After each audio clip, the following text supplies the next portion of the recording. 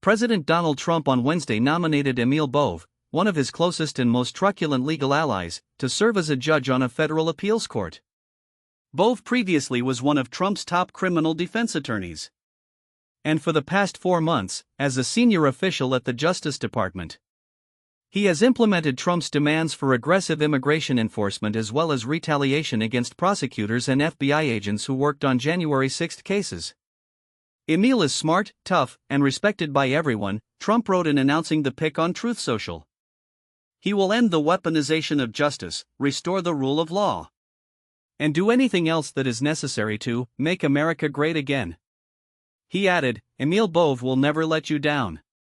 If confirmed by the Senate, Bove will fill a vacancy on the Philadelphia-based Third Circuit Court of Appeals, which covers Pennsylvania, New Jersey, and Delaware. Bove, 44, is currently the Principal Associate Deputy Attorney General, a top Justice Department post in which he oversees all of the department's operations. He overhauled the department's strategy on immigration, redeploying anti-terrorism squads toward immigration enforcement and ordering the prosecution of state and local officials who obstruct federal immigration authorities. Bove has earned a reputation as an aggressive and often indelicate manager, most notably for his dismantling of the criminal case against New York City Mayor Eric Adams.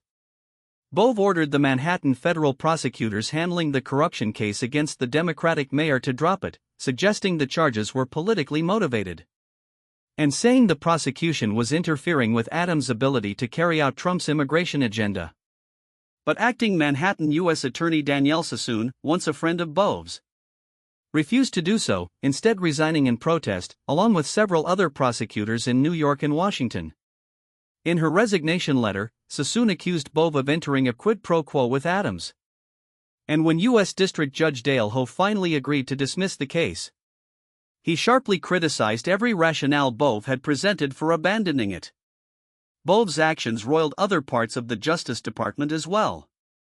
Shortly after taking office, he accused FBI leadership of insubordination for failing to turn over the names of Washington, D.C.-based agents and employees who oversaw the investigation into the January 6, 2021, Capitol riot. And a memo Bove wrote formed the basis for the firings of dozens of prosecutors who worked on January 6 cases. Bove's short fuse came as no surprise to those who had worked with him earlier in his career at the Manhattan U.S. Attorney's Office, where he co-led the Terrorism and International Narcotics Unit. In that role, he was criticized and nearly demoted for his bellicose leadership style. Before Trump's re-election last year, Bove defended him at his criminal trial in Manhattan, where he was convicted of 34 state felony counts of business fraud. Trump is appealing that conviction, and Bove represented Trump in the 2 federal criminal cases against him, both of which were dropped after Trump won the presidential election.